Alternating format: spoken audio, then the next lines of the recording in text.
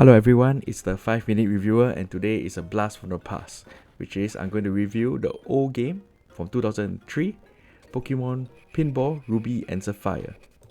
Now is it fun? Is it worth digging up your Game Boy Advance to play it again? Find out in 5 minutes.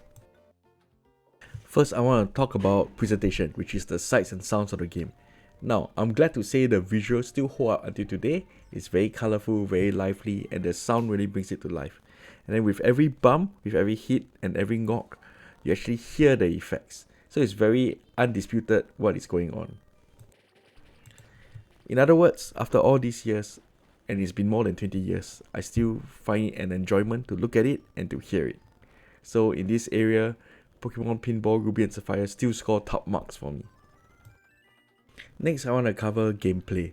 Well, as you can see, a lot of Pokemon Pinball covers a traditional pinball system, except with Pokemon features such as the Pokemon Mart, bonus stages, boss stages, ways to capture Pokemon, and ways to save your ball when it falls off the ramp.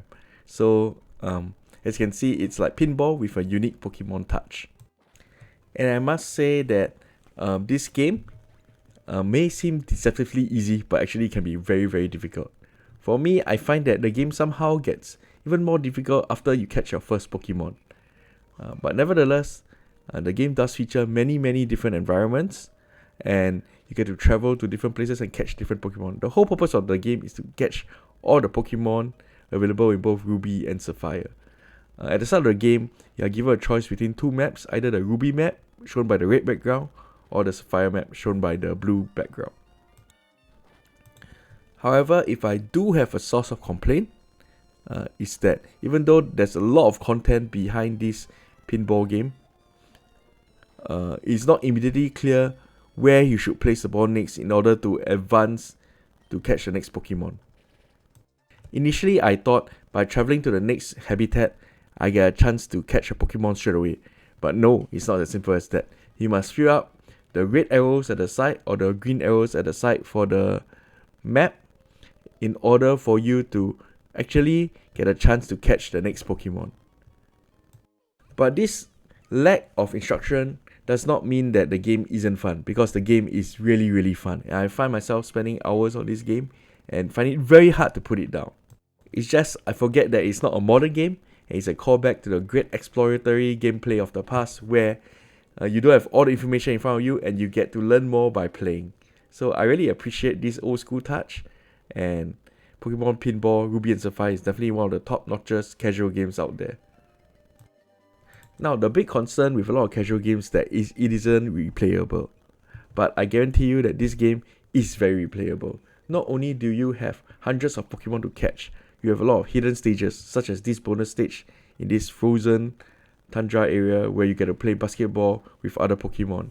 And this is quite cool and quite surprising. I found myself enjoying this game, as I said earlier, for hours and hours without feeling the stress of an RPG or action-packed game. And of course, a lot of people may raise up that there are only two maps, the Ruby map and the Sapphire map.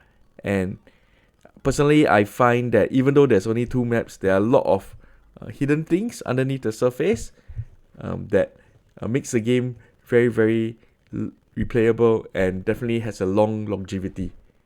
Personally, I prefer the Sapphire map over the Ruby map, but if you prefer the Ruby map or Sapphire map, do let me know in the comments.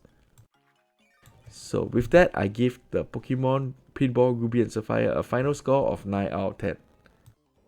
It's definitely fun, it's definitely enjoyable, and you have a long hours of good time with it.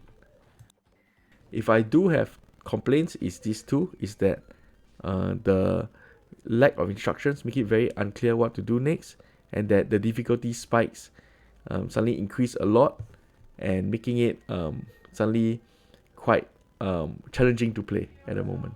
I kind of wish Nintendo or Game Freak come up with a sequel to this. I wouldn't mind playing a Pokemon Pinball Scarlet and Violet, or maybe even Pokemon Pinball Legends. That would be what a cool concept, right? Okay, thank you everyone and have a good week ahead.